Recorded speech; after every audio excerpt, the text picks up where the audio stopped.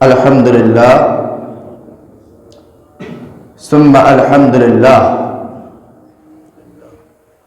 ওই রব্বে কাবার শুকর আল্লাহ পাক রব্বুল আলামিন অজস্র মৃত মানুষের মধ্য থেকে আমাদেরকে জীবিত রেখে অসংখ্য অসুস্থ মানুষের মধ্য থেকে আমাদেরকে সুস্থ রেখে রব্বে কাবার ঘর মসজিদ বাইতুল্লাহ আল্লাহ তাআলার ঘর মসজিদে আসার এবং বসার যে সুযোগ করে দিয়েছেন, মাহে রমজানের দ্বিতীয়তম রোজা রেখে আল্লাহ তাআলার প্রশংসা করার যে সুযোগ করে দিয়েছেন, রব্বে কাবার কুদরতি ফাইজে সিজদা করার সুযোগ করে দিয়েছেন। এজন্য রব্বে কাবার শুকরিয়া তান বলে সকলে বলে আলহামদুলিল্লাহ।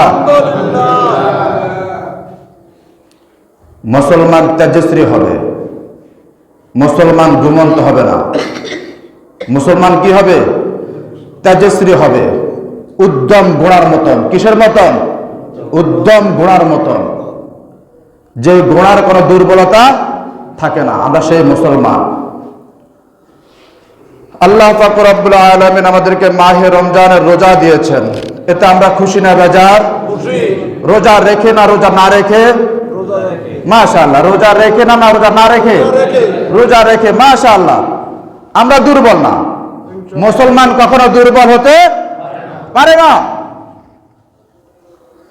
যদি সারা পৃথিবীর যত রকমের এমএসআই বলেন, ডিএসআই বলেন, এসপি বলেন, ডিসি বলেন, যত রকমের প্রধান আছে, সারা পৃথিবীতে যত বাহিনী আছে, যদি সারা পৃথিবীর সমস্ত বাহিনীকে একত্রিত করে বলা হতো যে আজকে তুই এই সন্ধ্যা সুবে সাদিক থেকে সূর্যাস্ত পর্যন্ত কিছু না খেয়ে থাকবি, আমার মনে হয় না কোনো মানুষ থাকবে। আর তাকে পাহারা দিয়ে রাখা কোনো রকমে কি নয়, সম্ভব নয়।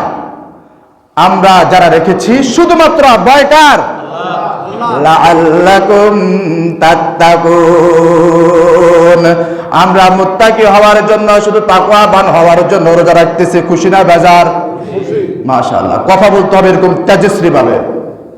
তাহলে যারা মসজিদের বাহিরে আছে, যাদের মধ্যে মুনাফিকের চরিত্র আছে, যারা নিজেদেরকে মুনাফিক হিসেবে সাব্যস্ত করতেছে, মাহে রমজানের রোজা না রেখে আল্লাহ তাআলার হুকুম নামাজ না পড়ে যে সমস্ত মুনাফিকরা মসজিদের বাইরে আছে, তারা যেন বুঝতে পারে যে আমরা মুনাফিক হলো, মসজিদের ভিতরে অসংখ্য মুসলমান আছে।